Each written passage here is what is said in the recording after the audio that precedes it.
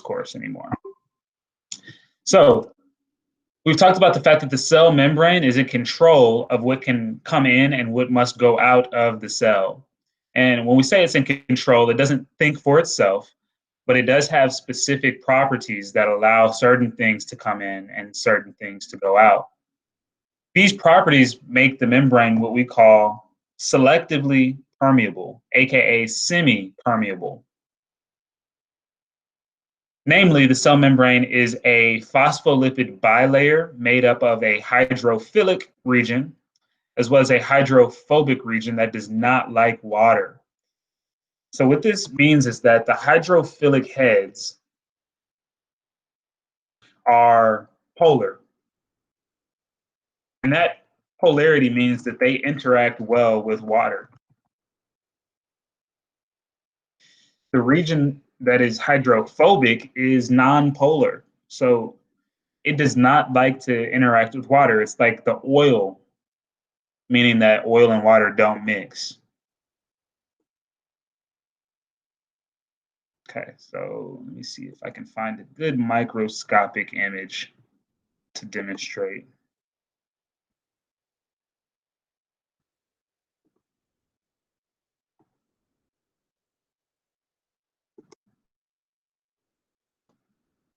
We'll go ahead and blow this one up. So we can see this represented here. We can see a mitochondrion right there. You can see the plasma membrane here with this dark gray region, which is the hydrophilic region, likes water. So it's exposed to the water.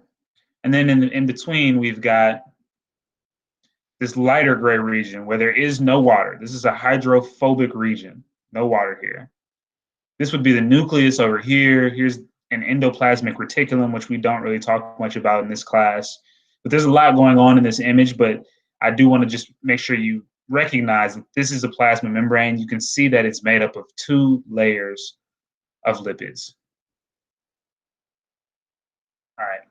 Now, when we think about the fact that water does not like to be on the inside of the plasma membrane, where that is a hydrophobic region, then it makes sense that water can't simply go through the membrane. It needs some help to get through the membrane. It requires a channel protein to do that, a very specific channel protein called an aquaporin. So this image, this animation here actually is a direct example. These molecules that are moving through this channel protein are actually water. We can see that there's one red oxygen atom surrounded by 2 bonded to 2 blue oxygen atoms. And we can see this H2O moving through this aquaporin. All right, so this aquaporin is a tunnel that allows water to move from one side of the cell to the other, either from the inside to the outside or vice versa. We also learned a little bit about concentration. Concentration is a measure of how much of something there is in a given volume. So cells like to be at equilibrium. That's typically their goal. They like to have an established balance. They like to have things that are in the same concentration on the inside as they are on the outside of the cell. That's what we mean when we say equilibrium. Sometimes this means that the molecules themselves can move through the membrane. For example, if a cell needs more oxygen, if oxygen is in a higher concentration outside of the cell, then some of that oxygen will begin to move inside of the cell through simple diffusion, which we talked about yesterday. But sometimes it's the case that the molecules themselves can't move. We can't get these things through the membrane. So we rely on the process of osmosis, which moves water instead of salt or instead of glucose. And that's what we're talking about today. Osmosis is the process of water movement specifically. So by the end of today, you all will be able to predict the changes that occur in a living organism from osmosis by completing practice problems. The essential question: what would the outcome be if a freshwater cell was placed in a saltwater environment? What would the outcome be if a freshwater cell was placed in a saltwater environment? Today's date is October 1st. It is Unit 4, Day 5, and the title of today's lesson is Osmosis. All right, quick practice question here. Which type of transport is being used when the paramecium pumps out the excess water back into the environment? A. I'm sorry? A. Okay, now A is a good answer because we know that water is involved here. But let me go back several slides. Osmosis, which was that A answer, is the movement of water, but it is passive transport. So that means that it does not require any energy. Remember, passive transport does not require energy. Now, this question is a bit tricky because of the language here, pumps out. It pumps out. So that implies that there is some energy being used here.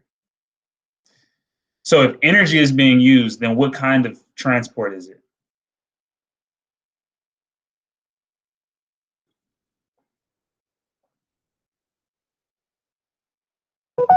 An active transport. It's active transport. Excellent. Active transport. Now let me do this. Let me make this slide. Bear with me here, folks. I'm gonna get a little fancy with it. So anytime we're thinking about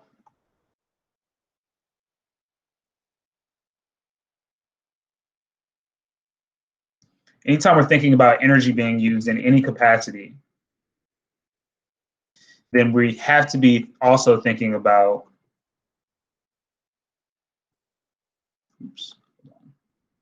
active transport. Way bigger.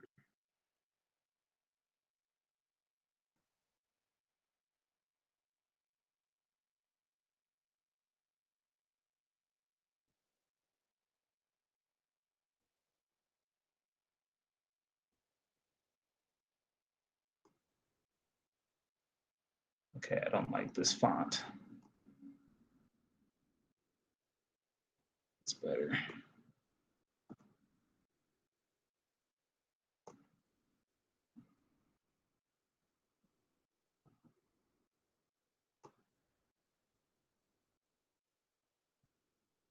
I'm gonna do this.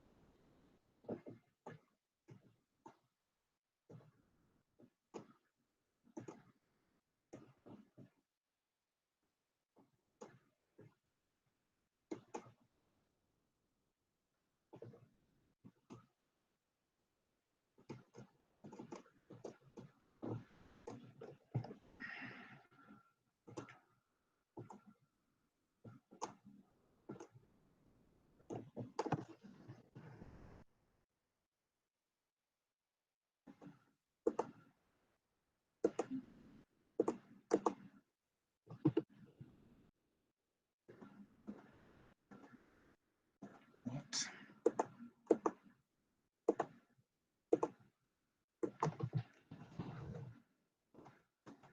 Not sure why this isn't working. Bear with me, bear with me.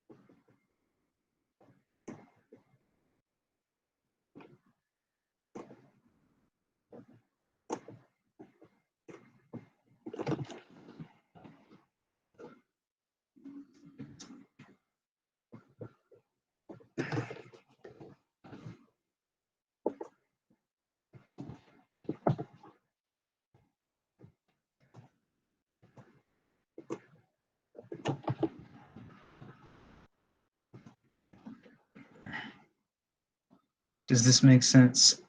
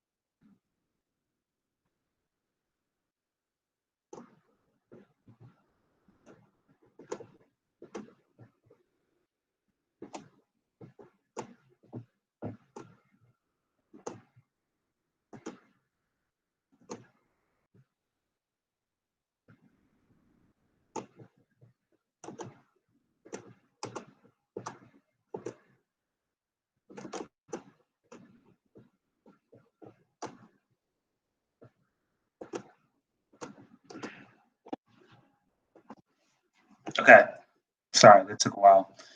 But when we're thinking about any one of these things, if there's energy involved, meaning ATP, then we should also be thinking about active transport. We should also be thinking about against the grain, meaning from a low to a high concentration. If we're thinking about something that's moving from a low to a high concentration, we know that energy is involved, so it must be active transport. So I've always thought about it as being the three A's, essentially. Active, ATP, against the grain. All right. Now, osmosis is a type of passive transport. So the reason this one was not osmosis was because there's energy involved. It's being pumped out.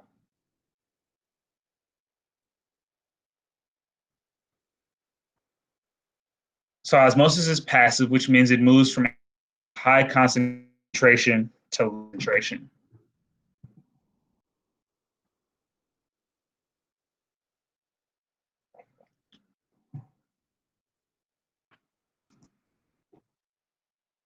Okay. Now, cells will often undergo changes due to osmosis. So what we've got here are a series of red blood cells. And based on the environment they're in, they will undergo changes to maintain homeostasis.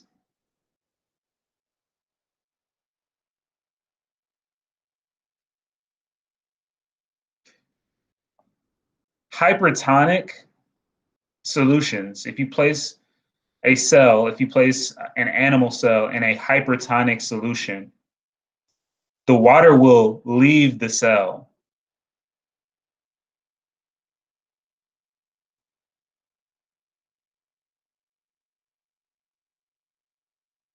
And in leaving the cell, when the water leaves the cell shrinks and it begins to shrivel up. So this is not a good thing. The other extreme of that is a hypotonic solution in which water rushes into the cell, causing the cell to swell. And if too much swelling takes place, as we can see happen here, the cell will actually burst. So that's also not a good thing. Last but not least, and in fact, best, is the isotonic solution, in which there is an equilibrium. Some water, and we talked about dynamic equilibrium yesterday as well. Some of the water is flowing in, but a relatively equal amount is flowing out. So while the water is still moving, we still have water moving in and out of the cell. The water has established a dynamic equilibrium.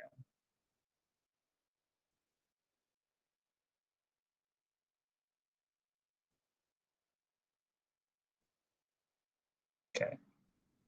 It's a bit more complicated than that. And again, we can talk more about it, but if you're really interested, I definitely encourage you to take the AP biology class where we do talk more about what's going on here. But for plant cells, this is a really important concept. All right.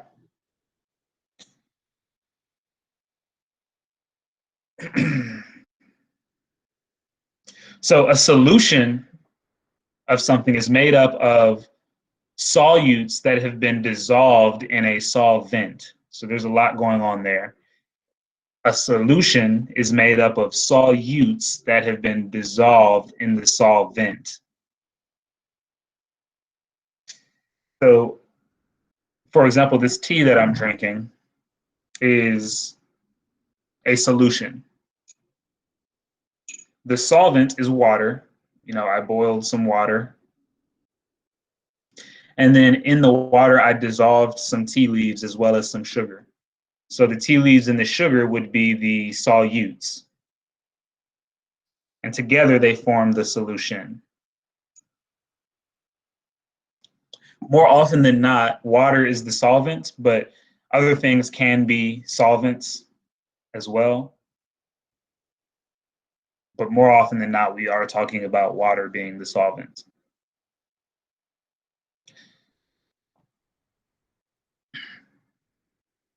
Why does osmosis happen?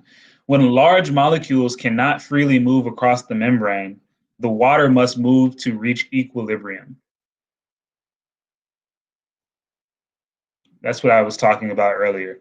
Some of those smaller molecules, they can move through simple diffusion directly through the membrane or through facilitated diffusion with the help of a channel protein. But there are some larger molecules that simply can't fit through the membrane, even with the help of a protein. So instead of them actually moving across the membrane, the water will move to accommodate them and to achieve equilibrium.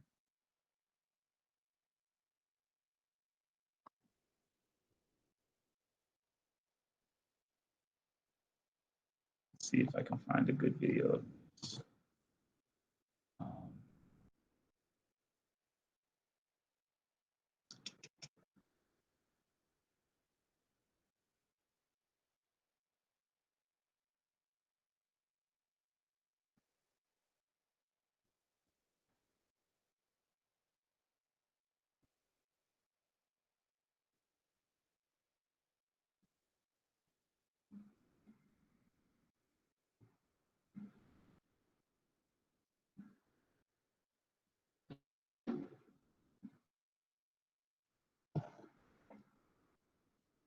Okay, this is a cool video that demonstrates this a little bit. Today we're going to do a cool water experiment. It's pretty cool.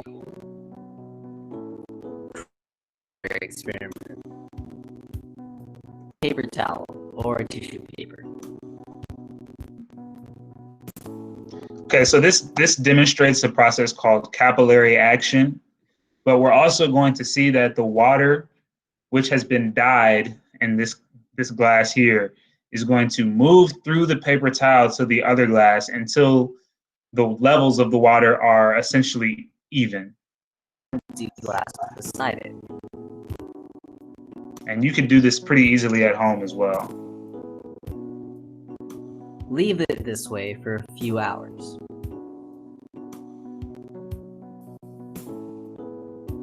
You can observe that the colored water gets transferred into the empty glass through the paper towel.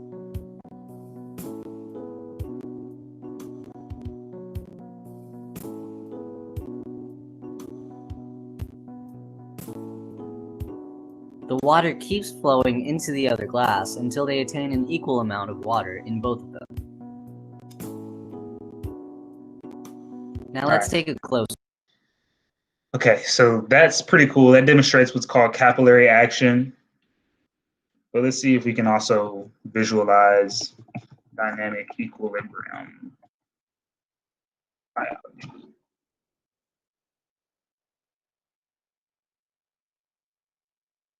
No. No. No, no, no, no.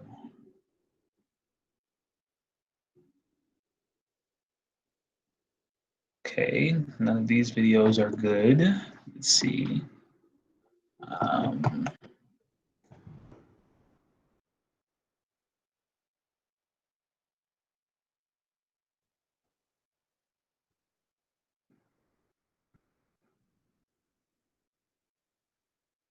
Let's watch this one. Here's a cell on your screen. We have already seen that the various organelles inside it are compactly packed inside this delicate membrane called the cell membrane or the plasma membrane.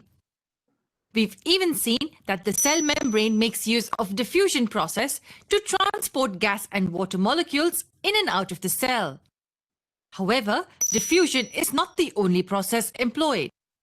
There are a few more on the list. Let's have a look at these methods in this video. Tell me one thing, how do we transport water from a lower height to a higher height? We need a pump. Because this does not happen on its own. A force or some energy is required to pull the water upwards. Similarly, in a cell, some molecules have to be carried inside or moved outside the cell. This requires energy to be spent. The energy used is in the form of ATP molecules. This is called as active transport. That is, active transport requires expenditure of energy. The transportation is carried out by protein molecules present on the cell membrane. On the other hand, diffusion does not require energy. Hence, it's a type of passive transport. So, movement of molecules without spending energy, as in case of diffusion, is passive transport. Similarly, movement of molecules across the membrane with the expense of energy is active transport. Now let's get to know one more interesting concept named osmosis. Have we ever come across this term osmosis? Well, quite often. But what exactly do we mean by this? Osmosis is defined as the movement of water from higher water concentration to lower water concentration through a semi-permeable membrane. So let's say we have this container which is partitioned by this semi-permeable membrane. Now we add sugar solutions at both these sides. However, the concentration of each is different. Here we add concentrated sugar solution, while here dilute sugar solution. All right, so we've talked about concentration before, and what we said is it's the amount of something in a given volume. So we've got this partition in the middle of this beaker, and this partition is semi-permeable, which means that some things can go through it and other things cannot. So specifically, we're going to be able to see water can go through this partition, but the sugar itself cannot fit through the partition. So what we'll see happen is that this is a concentrated solution over here, which means there's much more sugar on the left side. This is diluted, which is the opposite of concentrated. So there's not much sugar on the right side of the solution. There's very little sugar over here, much more sugar over here, but the same amount of water. All right. That means the concentration of water in this solution is obviously more compared to this. So after some time, we see water molecules moving from this side of the partition to this side. And how long will this movement take place? It will occur till the concentration of water is balanced, that is, equalized on both the sides. This is nothing but osmosis. Let's learn some more interesting concepts about osmosis and cell transport in the next video. All right, I like that video a lot, so I'm going to do this really quickly. Share, copy, Unit 4 slides, escape. By the end of the day, new physics, background, color, gradient, black, copy.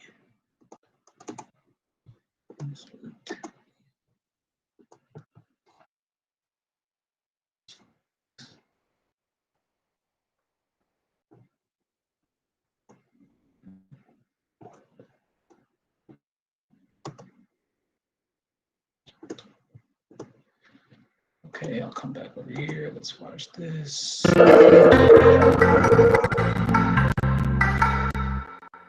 We all have seen raisins swelling up when kept in water for some time. Any idea how this magic works? Well, it's simply the process of osmosis which results in the swelling of these raisins. You heard me right. It's osmosis process due to which the water from the surrounding medium enters the cells of the raisins, helping them to swell. Can we define osmosis once? It's simply defined as the process in which water moves from higher water concentration to lower water concentration through a semi-permeable membrane. An interesting thing to know about osmosis is that the movement of water is affected by the amount of a substance dissolved in it. And what does this mean exactly? Let's conduct an experiment to understand it better. Let's take 3 plates or containers with salt solutions of different concentration in each. Let's add a few red blood cells, that is RBCs, in each. After a while, we notice that the first set has cells which are shrinked, the second set has cells that are just the same, while the third set has cells which are swollen or bulged. Any idea why this happened? Let's understand this. In the first case, the water content in the surrounding solution was less as compared to the cells placed in it. In other words, the salt content of the solution is more, and therefore this solution is a concentrated one. That is the reason why the water molecules moved from inside the cells to the outside solution, as the concentration of water was higher within the cells. Hence the cells started shrinking. This kind of solution is called as hypertonic solution. That is the solution with higher salt concentration. Now let's have a look at the second case. Here, the level of salt and water seems to be the same on either side of the cell membranes. That is, both within and outside the cell. Therefore, there was a balance in the movement of water. What do we understand by this? It means that the movement of water was the same in either directions. As a result, the size of the cell did not change. It remained the same. Do you know what such a solution is called? It's called as isotonic solution. The two solutions are isotonic when the concentration of water is the same on either sides of the semi-permeable membrane. Now let's focus on this third set. The cells in this case are surrounded by a dilute solution, that is by higher water concentration. The salt dissolved is less and the water content is higher. Therefore, water molecules move inside the cells and hence the cells get swollen. Such a solution is called a hypotonic solution. In other words, solution with a higher water concentration compared to the other. This is how various solutions and their different concentrations help cells to sustain pressure and to survive. Movement of molecules across the plasma membrane is also influenced by the simple process of osmosis. Okay. Great. Back to the slides. So hopefully that explains it a little bit, and we're going to do some practice with this so you can see you can make predictions about how the water will move. But the goal of osmosis is to equalize the solution concentration on the inside and the outside of the cell. So here we are again talking about equilibrium. We want the same proportion of water to solute. We want the same proportion of solvent to solute on both sides of the cell, on the inside and on the outside.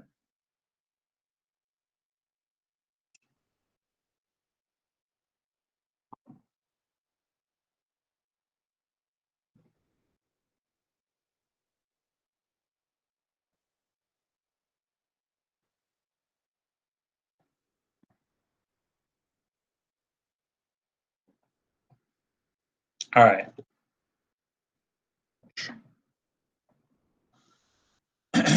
So depending on the solution in which a cell is placed, it will shrink, it will stay the same, or it will swell. If you place a cell in a really concentrated solution, aka a hypertonic solution. So let's say we put it in some really salty water. The cell will begin to shrink because the water from the inside of the cell will leave the cell.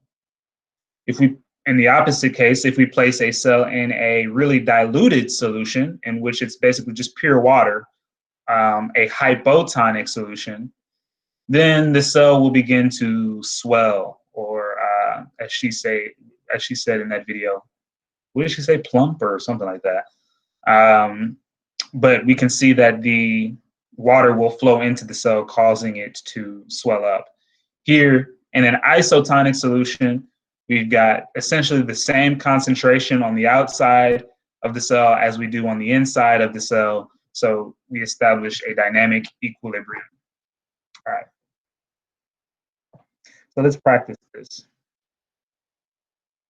So here we are, we've got the outside of the cell. We've got a cell represented by the circle here. So what you want to do here is make sure you're moving water from its higher concentration to its lower concentration. It's really that simple. The solutes plus the water should always equal 100%. So here I've got 60 plus 40, that's 100%. 90 plus 10, that's 100%. But what you'll see is we've got a much higher water concentration on the outside of the cell than we do on the inside of the cell.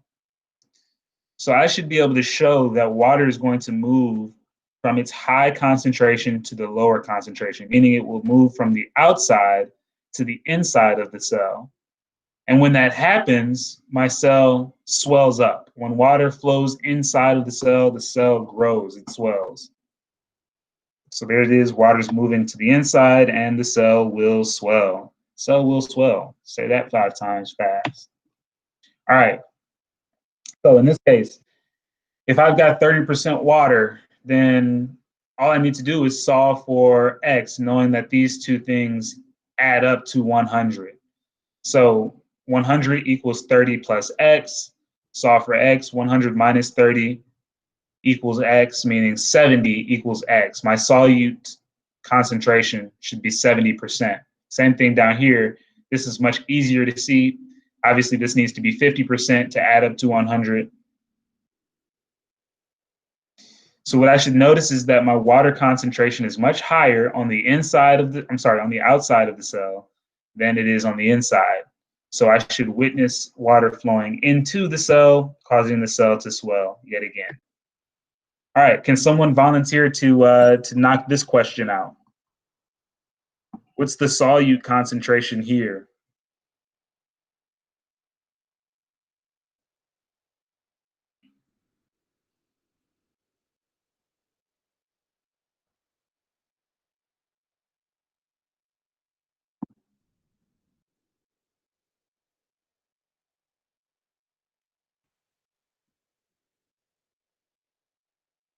Does anybody know what the solute concentration would be right here? Remember, they need to add up to 100.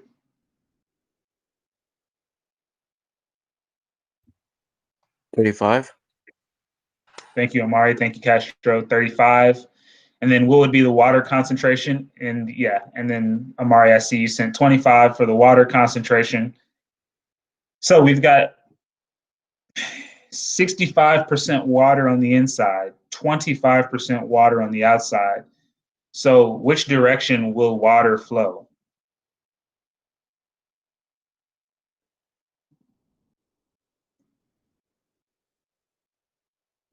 In which direction will water flow in that example?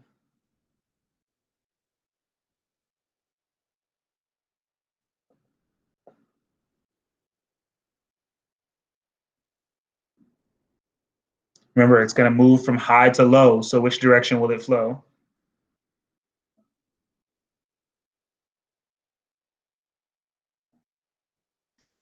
It's going to move down, or we really should say it'll move outside of the cell. It'll move from the inside to the outside, meaning it will shrink.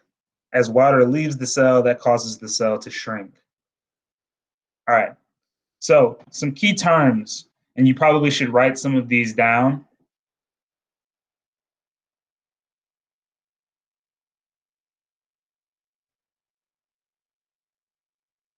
Salt water, we can assume it to mean that we've got 50% salt, 50% water. That's the concentration there. If we've got distilled water or fresh water or pure water, that means that there is no solutes. It's just totally 100% water.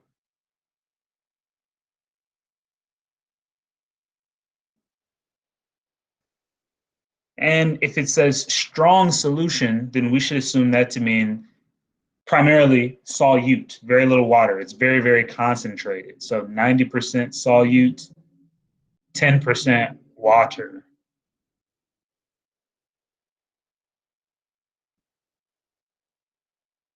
And a 5% salt solution refers to a solution that is 5% salt, go figure, and 95% solvent.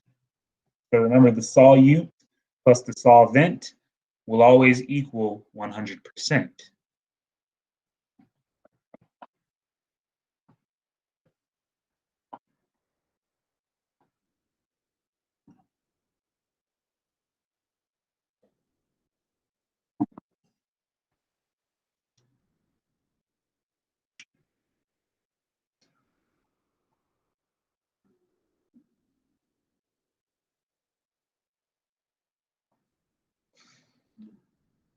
Okay.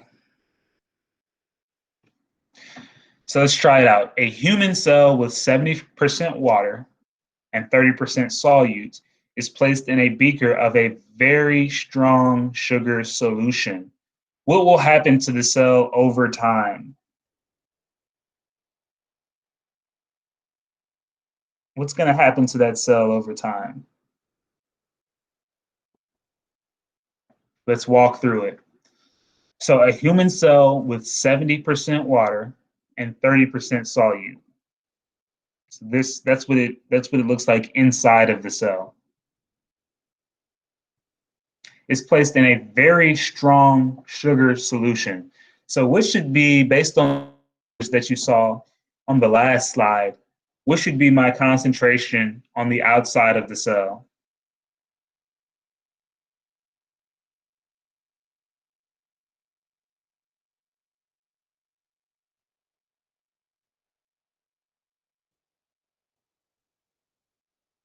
You said how much? What should be the solution on the outside of the cell?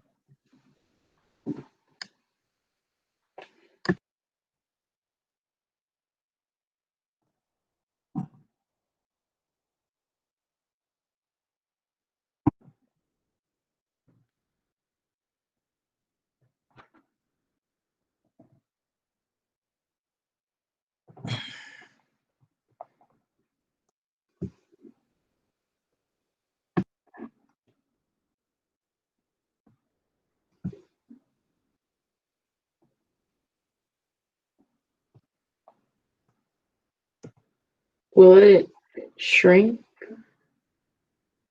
Okay, or you slow? are ahead of us, but your answer is correct, yes.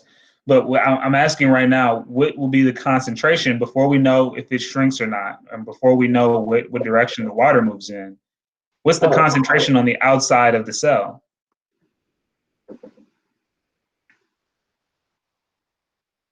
Okay, let's take a step back.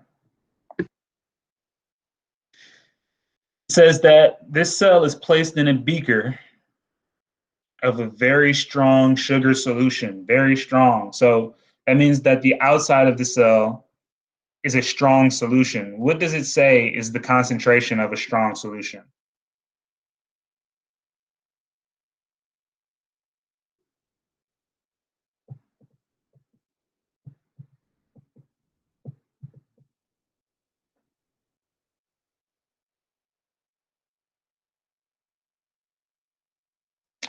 Hello?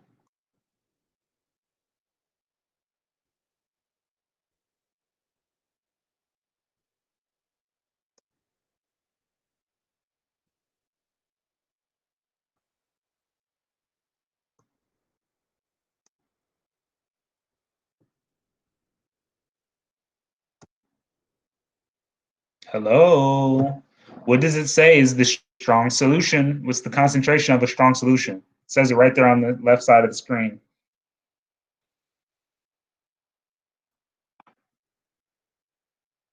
When you 90. say the concentration, do you mean like the solute thing, or like just that full thing? Yes, the whole thing. 90% solute and 10% water. Excellent. Yeah, that's what we're looking for.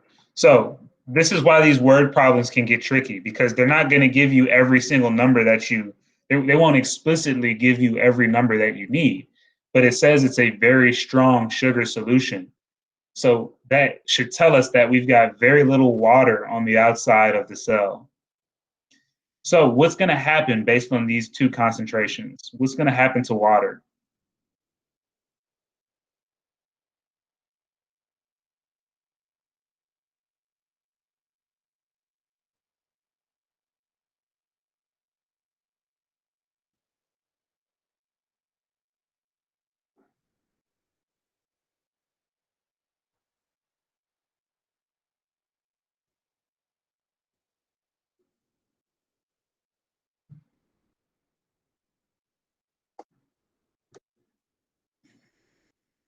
What will happen to the water based on these two concentrations? Remember, water moves from high to low. So what's going to happen to it here?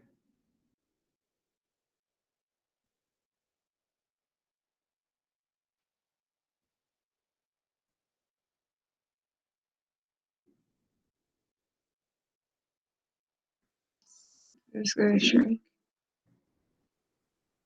The water will shrink. Oh no, I wasn't paying attention. Sorry. You're fine. The cell will shrink. You guys, you're both right about that, because I think Omari said that too. But before we get there, how do we know the cell is going to shrink? What direction will the water move in? Out. Yes, the water is going to move outside of the cell. Again, water moves from high concentration, here's 70%, towards the low concentration. We've got 10% here. So that means that water needs to flow out of the cell. And if water is flowing out of the cell, like Alicia and like Omari have told us already, the cell will shrink.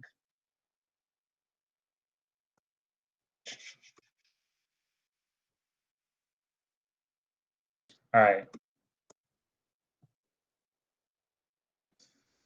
Antonio placed a saltwater plant in a container of distilled water.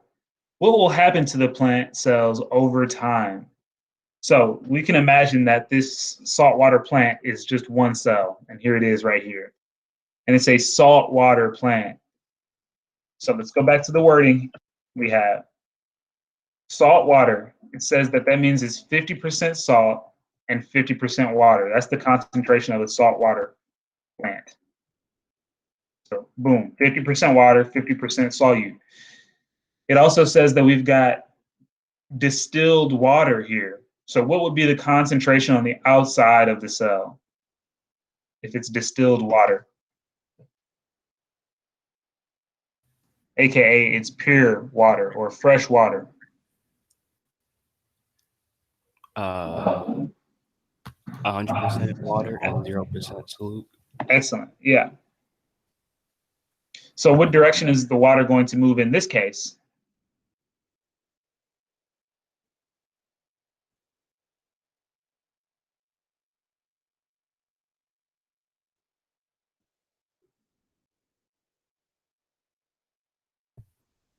In?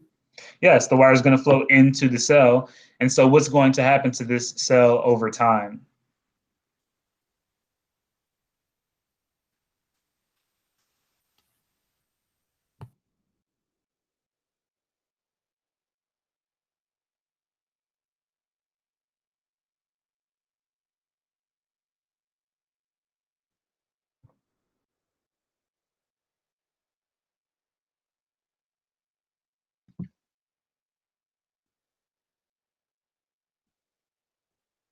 If the water is flowing into the cell, what happens to this cell over time? It's gonna It'll- swell. It'll It's swell. going to swell. Thank you. Ooh, you guys are a little sleepy today, or something's going on. I don't know what it is. Okay, a freshwater amoeba is moved to a saltwater environment. What will happen to the cells of that amoeba? So if the amoeba, which is again this cell here, is fresh water, meaning it's pure water or distilled water, then what is its water concentration?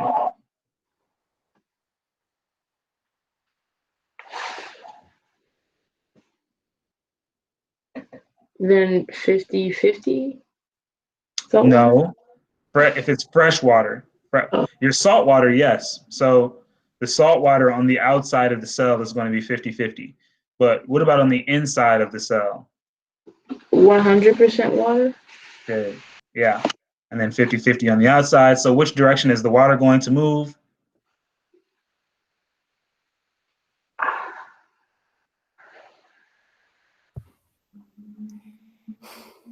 In? Down. It's going to move out of the cell. Because remember, water is going to flow from high to low. If I've got 100% here and 50% on the outside, then it's going to flow from the inside to the outside. And so this is going to cause the cell to shrink. In fact, this is why if you spend a long time in the bathtub, your fingers will end up getting wrinkled, because your body is essentially, it's got a much lower water concentration than a pool of totally fresh water. So, yeah. Okay.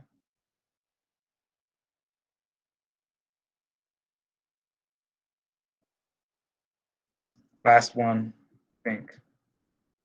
Yeah. I don't want to do this. Cool. All right. So that's all of the material for Unit 4. You do have an exit ticket. Tomorrow we're going to do a push it day for you guys because you're an honors class, which means that we're going to do a DBQ, data-based questioning.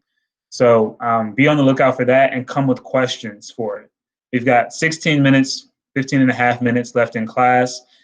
In this time, you should knock out the exit ticket as well as do the osmosis practice questions.